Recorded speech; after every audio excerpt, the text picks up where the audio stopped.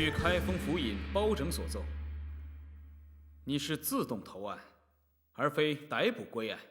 确是如此。你可知道，一介草民擅闯皇宫大内，强行进入朕的藏宝阁，还在藏宝阁内题字讽刺，这可是杀头的罪名。草民自然知道。既然知道，你还敢投案到案，你以为朕不敢杀你吗？草民以为，不是敢不敢，而是该不该。何谓该不该？你犯下如此重罪，难道不应该绳之以法，以敬天下？皇上说得好，天下者是皇上之天下，苍生者是皇上之子民。当今之事，贪官污吏之荼毒百姓，其罪更重于白玉堂；土豪恶霸之横行乡里，其恶更甚于白玉堂。难道这些人都不该杀？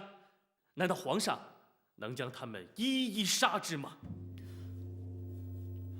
白玉堂，在圣上面前不可妄言，那是军前事宜，其罪论死啊！多谢八王爷提醒。我白玉堂若是贪生怕死之人，此次就不会进宫面圣了。你果然是悍不畏死的草泽之民。启奏皇上，同样是父母所生，父母所养，谁不贪生，谁不畏死？我确实是一介草泽之民，不懂什么治国安邦的大道理，但我深知大丈夫立身处世之道，是则是，非则非。此次前来投案，甚而觐见皇上，并非为苟活而求情，乃是要证明我白玉堂顶天立地，敢做敢当。明明身犯重罪，还妄言敢做敢当。你可知道，这4个字说起来何其容易，但只要朕下了口谕，杀剐之刑立刻临头。若是白玉堂贪生怕死，怕杀怕剐，恐怕早就亡命天涯，逃之夭夭。俗话说得好，拼得一身剐，敢把皇帝拉下马。白玉堂正是如此，大胆！白玉堂，圣上面前不可如此造次。白玉堂，圣上面前岂可出言不逊，还不赶快谢罪？包大人，白玉堂已是重罪在身，还有何罪可谢？白玉堂，欺君罔上，可是罪上加罪，可以株连九族，满门抄斩的你。包大人刚正立朝，铁面无私，可谓名满天下。难道我白玉堂只是在皇上面前将自己的肺腑之言如实奏上，倒就要株连九族，满门抄斩吗？白玉堂，在皇上面前，你这又是何苦呢？包大人，白玉堂已是戴罪之身，包大人不升堂审断，反而带我来觐见皇上，包大人又是何苦呢？觐见皇上，乃是皇上圣谕。不错，的确是朕想见见你这位胆大包天的锦毛鼠。如今锦毛鼠已经跪拜在皇上驾前，要杀要剐全凭皇上旨意。不过在要杀剐之前，白玉堂想请教皇上一个问题。白玉堂，圣上面前不能如此说话，你真是斗胆包天呢！八王爷，且不论他是否胆大包天，不过朕此刻倒想听听，他想问朕什么问题。白玉堂，包拯和展昭都曾在朕的面前对你有所余扬，说你虽然孤芳自赏，偏激固执，但是却有侠肝义胆。他们说的，朕不知是真是假。那是包大人和展昭过于抬举我，愧不敢当。虽然白玉堂为一介江湖草民，然而我一生行事只有一个原则：严则以信诺为准，行以义理为先。我只不过将这一个简单的道理例奉而不备而已。说得好。那你想问朕什么问题？皇上身居大内，不知民间甘苦。草民斗胆请问皇上，当今天下吏治清明了吗？吏治不清，则贪污横行；贪污横行，则老百姓无法安居乐业。斗胆请问皇上，如今皇亲权贵不倚仗威权，仗势欺民了吗？权贵当道，则贪渎不免；贪渎不免，则民怨滋生。不知皇上是否能了解其中的真实情况？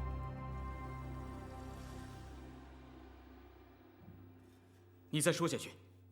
白玉堂干犯宫禁，私闯藏宝阁，论罪，当然可杀可剐。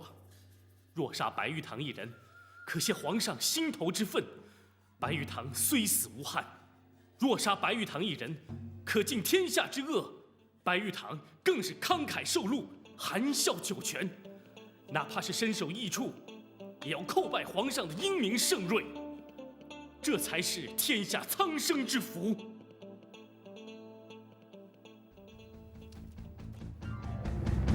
皇上圣明。白玉堂，草民在。你可知道，哪怕是朝廷柱石、庙堂重臣，也从未有人在朕的面前如此直言快语、实情实奏。朕一向以人道治天下，以亲民待苍生。今日有你如此一问，朕应该反躬自省。白玉堂，起身说话。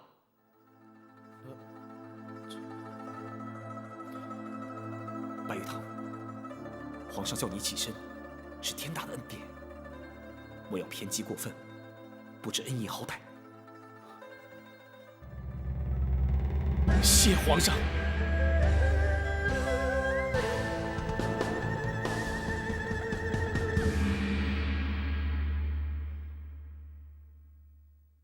刚才白玉堂的一番话，卿等都听见了。朕已经反躬自省，你们是真正的朝廷柱石、庙堂重臣，也当知道该如何作为。皇上苦心苦虑，臣等明白。今后必当更加朝干夕替，不敢有半点怠忽。好，都起来吧。谢皇上。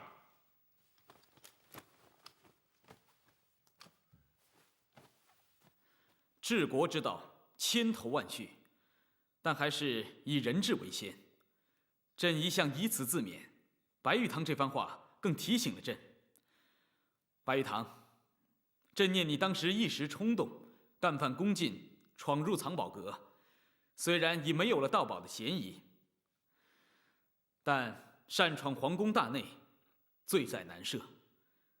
如今朕倒有一个想法，不知你是否肯受？请皇上明示。朕可恕你无罪，但是希望你能如展昭一般，朕赐你品级，封你官位，为朝廷效劳效力，以后不必再以有用之身在江湖浪迹。你愿不愿意？皇上恩典，草民万万不敢当。为何？草民并非不识抬举、不知好歹之人，奈何半生浪荡，有如闲云野鹤，已经习惯了自由自在、傲笑云烟了。一旦官服加身，只怕不明官场礼数，不知谦卑自义，反而会给皇上惹下更大的麻烦。到那个时候，就更加辜负了皇上的恩典。你这是肺腑之言？句句出自肺腑。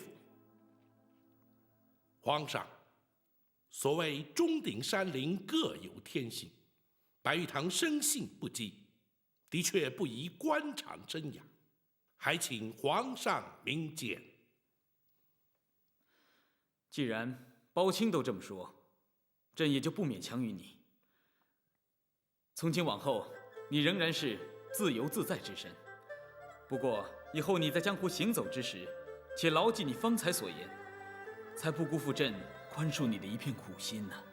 多谢皇上。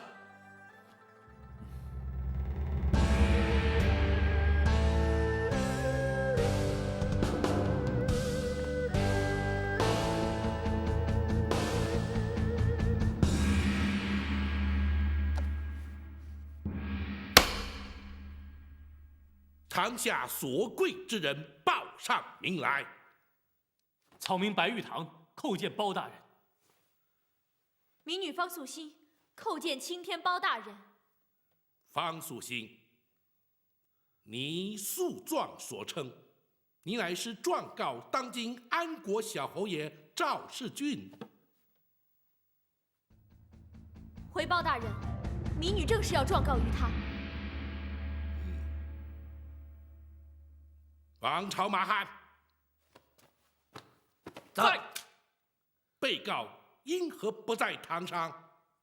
回大人，卑职曾3请4请，小侯爷一直辩称未曾升堂，不必到场，因此在后花园静候传唤。岂有此理！来人呐！在。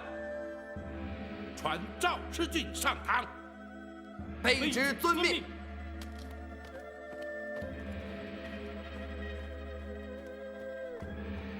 白玉堂，草民在。那方素心状告赵世俊，你却为何为他强行出头？回包大人，只因那方素心家破人亡，孤苦无依，又是一个饱受欺凌的弱女子，身心备受煎熬，草民实在于心不忍，所以才替她出头，陪同她来到开封府，求包大人替她伸冤雪恨。方素心，你可同意？民女完全同意，而且对白大侠感激不尽。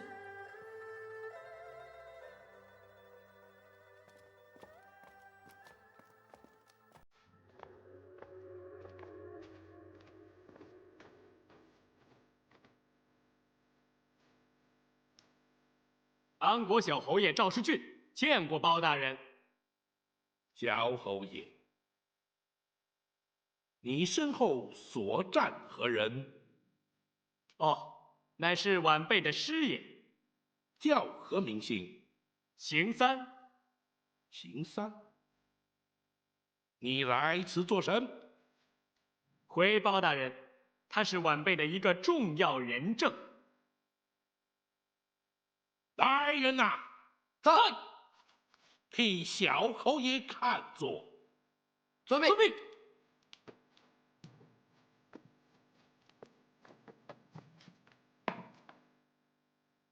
多谢包大人如此恩宠。且慢，邢三，你可曾中过秀才举人？可曾蒙受朝廷恩典，赐你生源之名？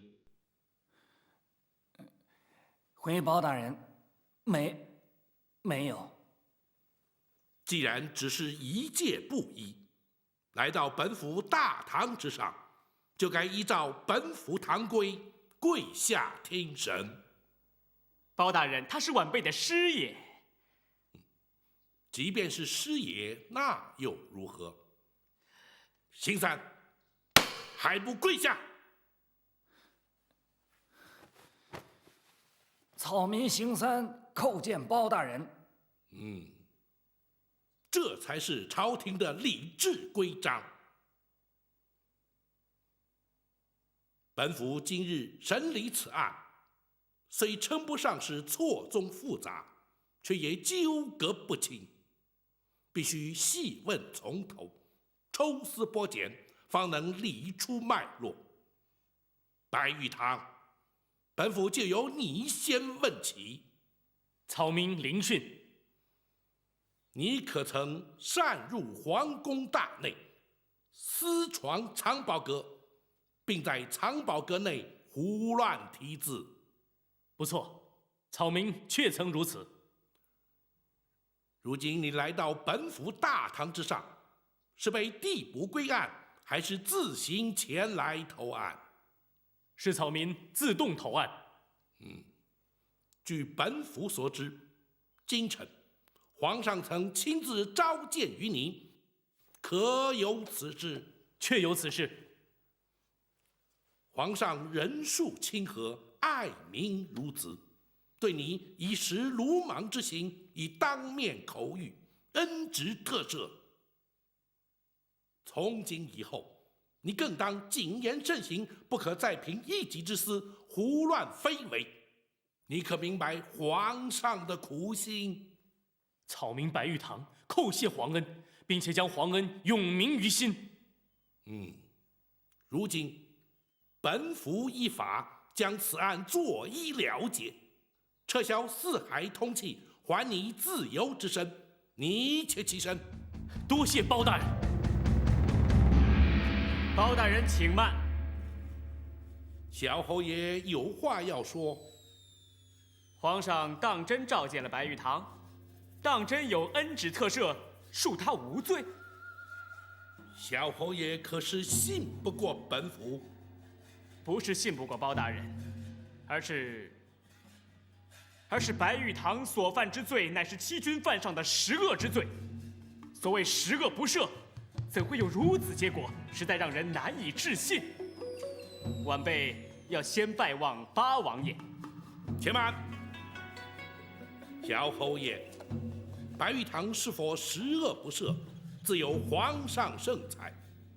当时非但本府在场，就连八王爷也在圣驾之前聆听圣训。小侯爷此去，则怕是自取其辱。小侯爷，还是先请回座。那白玉堂私闯进宫之事，与小侯爷原本无涉，自当泾渭分明。本府还要继续审案，小侯爷不得再次干扰。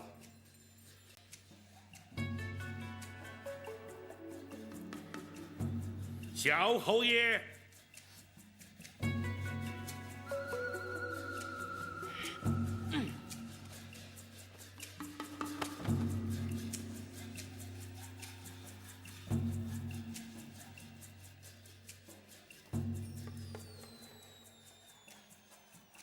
方素心，安国小侯爷赵世俊具状告你，说你假骗婚之名，借洞房花烛之夜行刺于他，可有此事？民女承认。既然承认，你可认罪？回包大人，确有此事，民女却不能认罪。既有此事，为何不能认罪？只因为小侯爷为了一己之私欲，害得民女全家家破人亡。民女之所以要行刺于他，只是为了要替家人报仇雪恨。是小侯爷犯罪在先，民女行刺在后，还请包大人明察。小侯爷身犯何罪？你要从实说来。民女家中世代以酿酒为生，先父所酿之酒也算闻名遐迩。就连老侯爷的封式药酒，也是由先父特为酿制，按时供应。小侯爷，那方素心所言是否为真？这一点他倒没有说错。方素心，你继续说下去。有一次，先父病了，就由仙姐方素月代劳，将药酒送入侯府。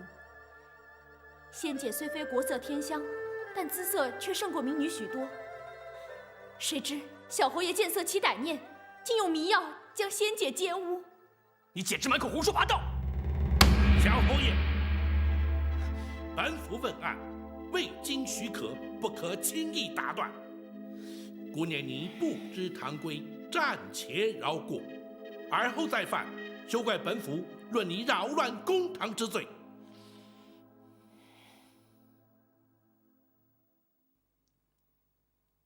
当时情形如何？你且摘要说来。是。小茹，你去加点火。哦。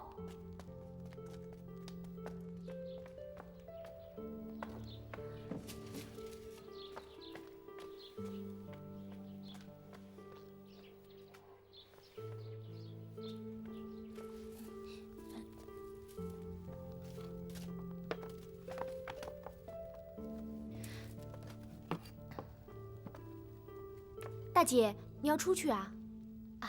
侯爷府的药酒也该送出去了，可是爹身体不舒服，出不了门，我这就把酒送去，一会儿就回来啊。姐一向腼腆害羞，还是我去吧。哎呀，我又不是出去应酬客套，这有什么好害羞的？送酒是自家的生意呀。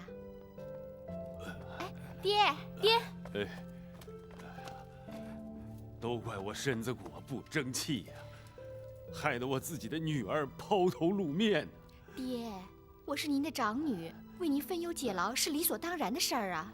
快扶爹回屋休息去，我一会儿送完酒，晚饭前就能回来。哦，贾总管，一共送来了10坛酒，您都亲自点过了。没错，等点完货你就回去吧。搬进去，啊。嘿，让你辛苦了。哪里？哎呦，邢师爷，您难得有空来后院，莫非有事啊？正是。小侯爷让我来看一看，今儿送来的药酒，应该没什么问题吧？是我爹亲自监工酿造的，当然没问题了。这可难说。听你的口气，你是方仙斗的女儿啊？正是，家父身体不适，我是他的长女，头一回来侯爷府送酒。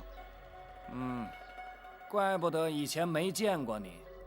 你可知道上一回送来的药酒有点不大对劲儿？怎么会？请问您是？他叫邢师爷，是小侯爷身边的亲信了。原来是邢师爷，方素月失礼了。这失礼不失礼倒还在其次。听小侯爷说了，上次送来的药酒，老侯爷不太满意。本来是你爹来的时候当面问他，没想到来的是他的女儿。这样吧，你先在这儿稍等一会儿，我去请示一下小侯爷。请问邢师爷要请示什么？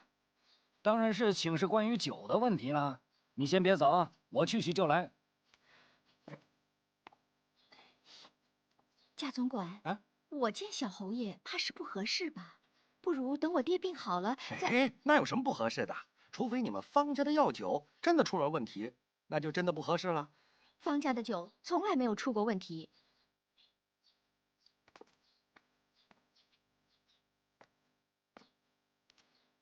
小侯爷有所交代，既然你能代表方家，方家的酒出了问题，和你谈谈倒也是一样的。去哪里谈？跟我来吧，方姑娘，请。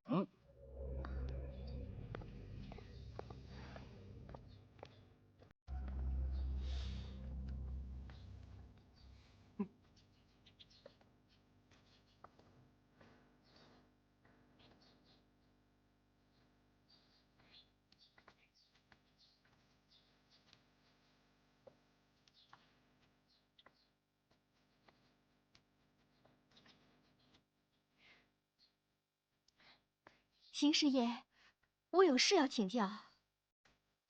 什么事儿？这里既不像账房，又不像谭氏的公堂，请问这是何处啊？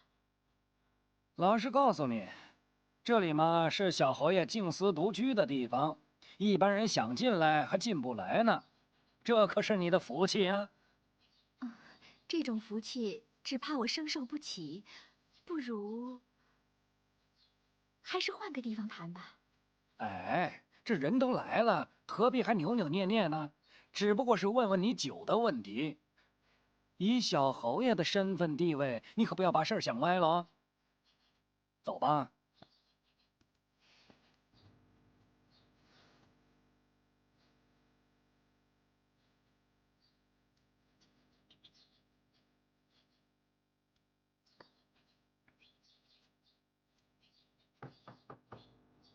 启禀小侯爷，方家的大姑娘来了，您是见还是不见呢？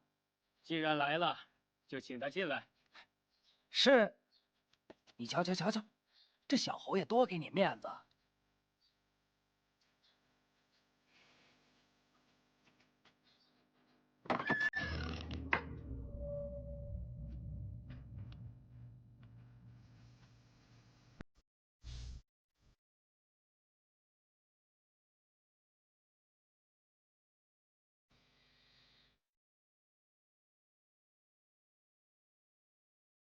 小侯爷可是皇亲，方姑娘应该懂点礼数吧？民女方素月见过小侯爷。好说，请坐下说话。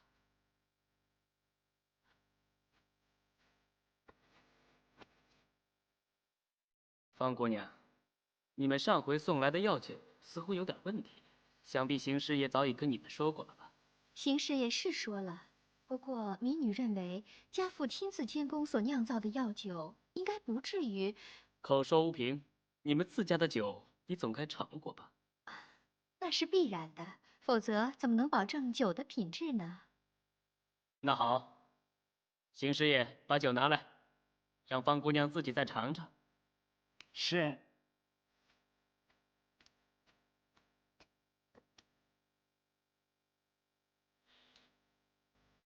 我没想到一个酿酒的老头儿，居然能生出这么标致的姑娘。不敢当小侯爷抬举。你们是姐妹两人吗？是，另外还有一个11岁的弟弟。哦。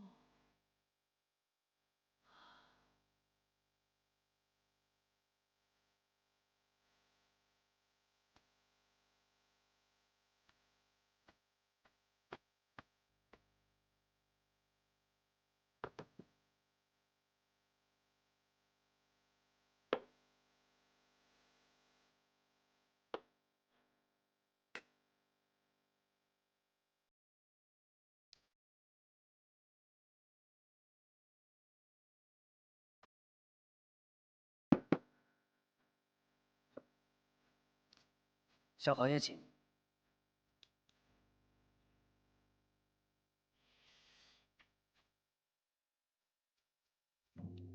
这虽是我爹专用的药酒，我偶尔也浅尝一下。可这一次的药酒，的确跟以往颇为不同。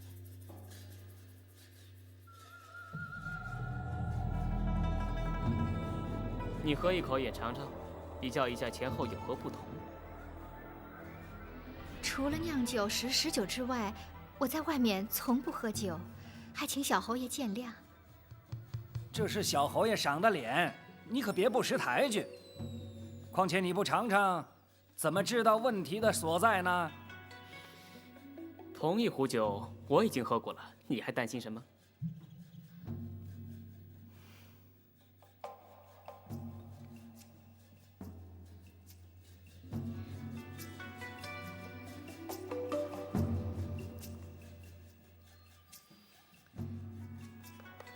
我觉得这酒跟以往的药酒没什么差别啊。你只是嘴唇碰碰酒杯而已，自然尝不出来。你要像我一样大口一些，才能知道问题到底出在哪里。嗯？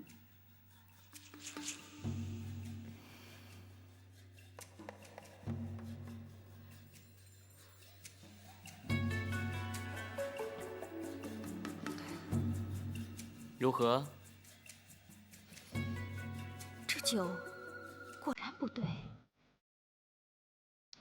不对，你在酒里加了些什么？同一个酒壶，同样的空杯，我又何尝加了什么？那我总觉得全身发烫，整个人晕沉沉的。不对。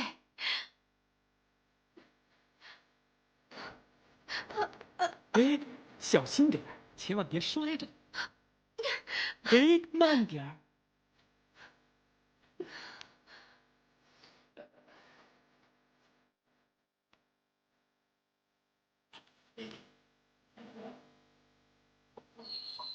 休息。我问你，你我何仇何恨，居然血口喷人，陷害于我？谁说无仇无恨？我方家一门3口，都是因为你而死于非命，你还敢说我血口喷人，陷害于你？不错，你当然是血口喷人，故意害我。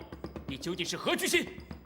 小侯爷，且请稍安勿躁，这只是他的片面之词，本府却还未必轻信。请回座。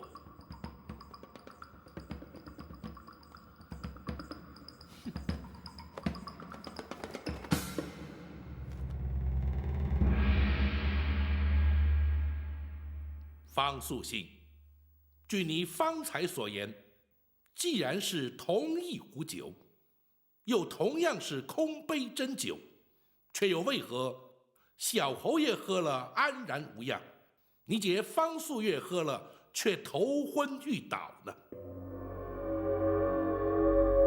关于这一点，民女就百思不得其解了。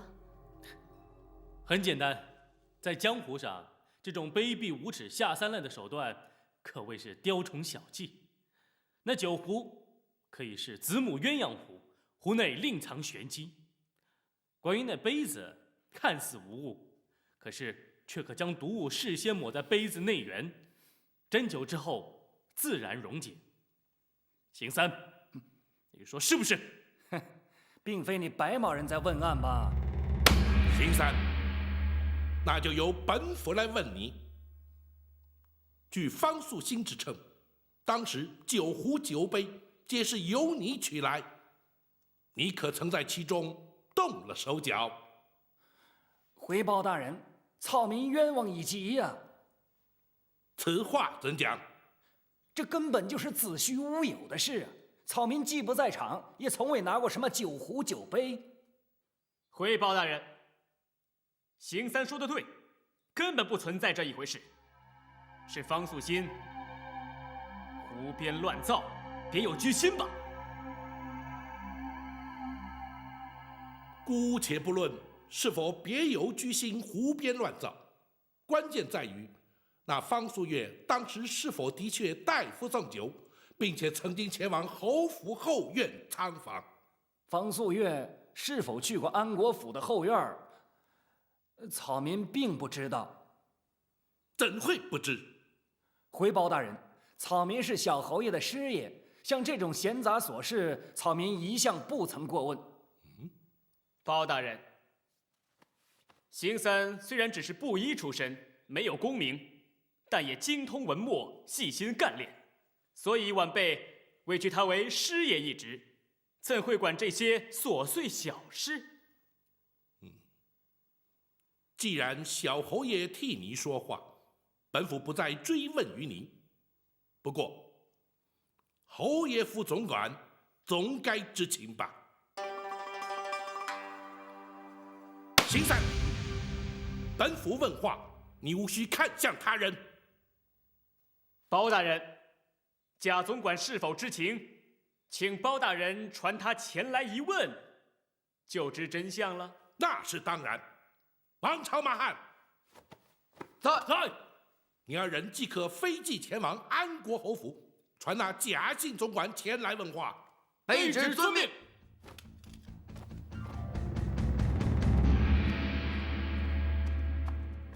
方素心，民女在。本府再来问你，当时你并不在场，却为何对事情的经过知道得如此详尽？是仙姐回到家中，伤心欲绝，哀泣不断。经民女一再追问之下，才一字一血泪地向民女哭诉。民女不敢有任何夸张或增添之处，还请包大人明察。你又怎知他向你哭诉的一切全是真情实话？恕民女斗胆，请问包大人，一个尚未出阁的少女，平日谨言慎行，不苟言笑，有何理由编造出一个糟蹋自己、侮辱自己的故事呢？后来呢？谁知当天夜里，仙姐为保持贞操名节，就悬梁自尽了。他自尽之前，既然向你哭诉一切，可曾提及当他在侯爷府被人奸污之时，有何人在场，有何凭证？没有。包大人，既无人证，又缺物证，由此可见，这全是他无中生有，信口污蔑。什么是无中生有？什么是信口污蔑？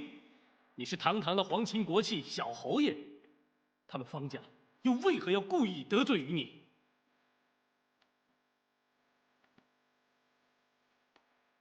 白玉堂，你与方家非亲非故，又不知道事实真相，不要多管闲事，血口喷人。哼，好啊，如果你没有干那种卑鄙无耻的龌龊勾当，你敢不敢在这开封府大堂，当着包大人起重誓，发毒咒？哼，敢不敢？那也不关你的事。你住口！本府公堂之上，岂是你二人潇潇争辩之所？倘敢再犯，本府必定重惩不贷。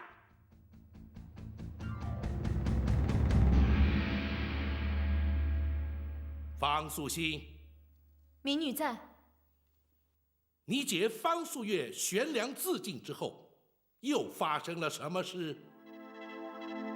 先父于心不甘，告到县衙大堂，谁知县大老爷和小侯爷沆瀣一气，听命于他，竟在大堂上将先父刑杖致死。且慢，那丰德县令乃是地方父母，若无真凭实据，你不得信口开河。民女并非信口开河，包大人请想，先父本是原告，哪有反被用刑之理？那是他捏造事实，胡乱攀污，丰德县令不得不用刑，让他说出实话。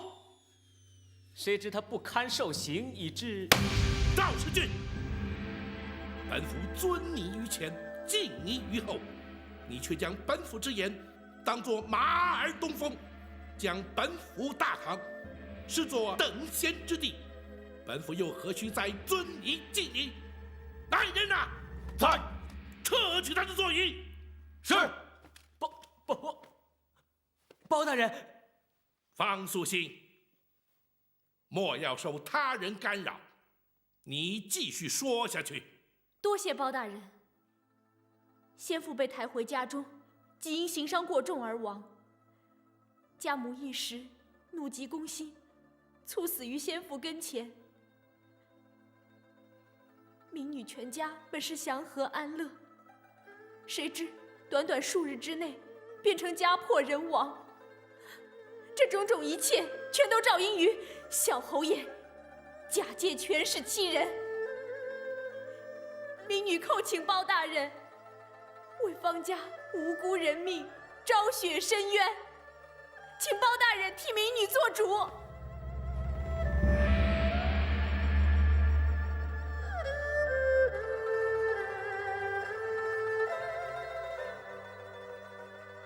方素心，本府断案，一向依法按律，若无罪证，本府又如何为你做主呢？包大人，草民可否一言？你且说来。草民愚见，乍听之下，此案的确既无人证，也无物证。不过，草民还是斗胆请求包大人，派展护卫或适当人选，前往丰德县细细打听。打听什么？打听那小侯爷在地方上，他是如何作威作福，仗势欺人，其卑劣行迹，可谓罄竹难书。白玉堂，你不可如此武断。他是否有恶行劣迹，本府自会派人详查。还有那丰德县令，毕竟是朝廷命官，竟然将原告刑杖致死，其中必有隐情。恳请包大人将丰德县令拿来一问。此乃当然，不劳你替本府费心。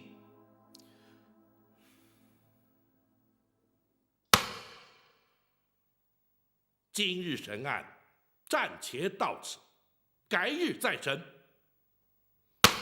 退堂。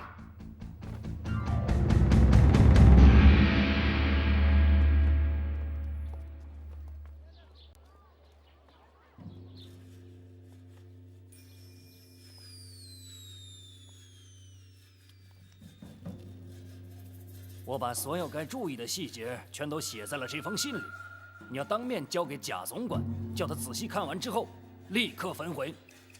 我明白，不会留下任何痕迹的。还有，你要转告他，他随王朝马汉到了开封府以后，我们可能无法见面。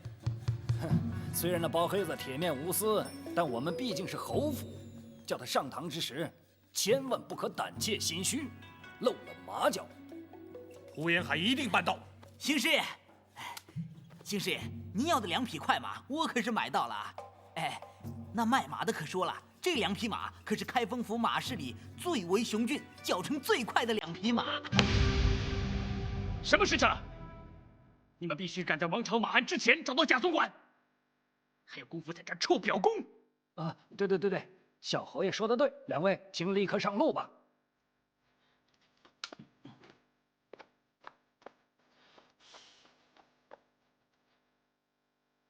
小侯爷可还有其他的吩咐？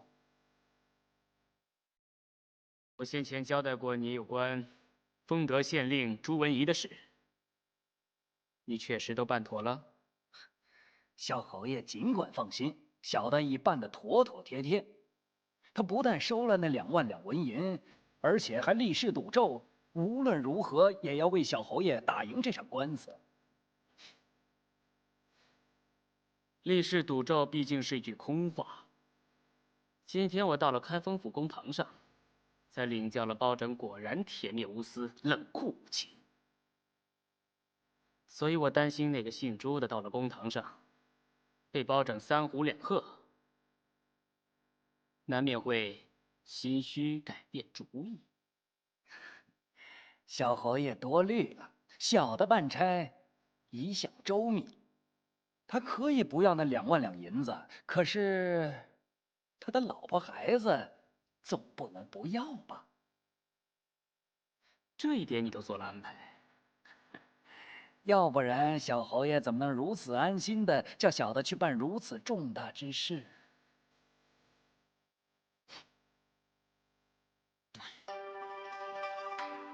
那包黑子也太过迂腐了，动不动就人证物证的。像这种找不出人证物证的案子，受害人难道也应该永远冤沉海底，痛苦终生啊？蒋司科说的对，白大侠，我的确提不出什么具体的人证物证，这场官司恐怕是输定了。看来我们方家也只有永远受那种痛苦和冤屈了。未必。五弟，你这么有把握？俗话说，律法之外，还有天理人情。这个包黑子啊，面冷心热，而且有断案如神之誉。也许他的心里早已有了打算。什么打算？他又没告诉我，我怎么知道？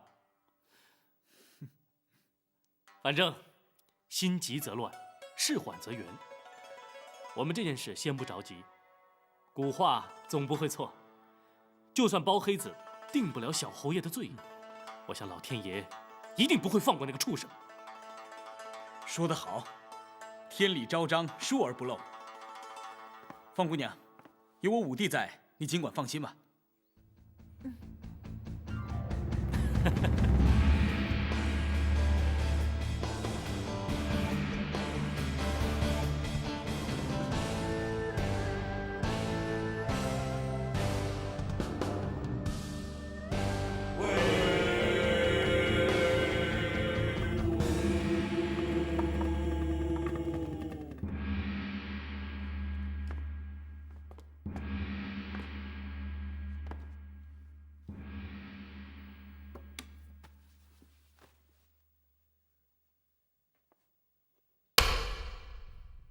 下官丰德县正堂7品县令朱文仪参见包大人。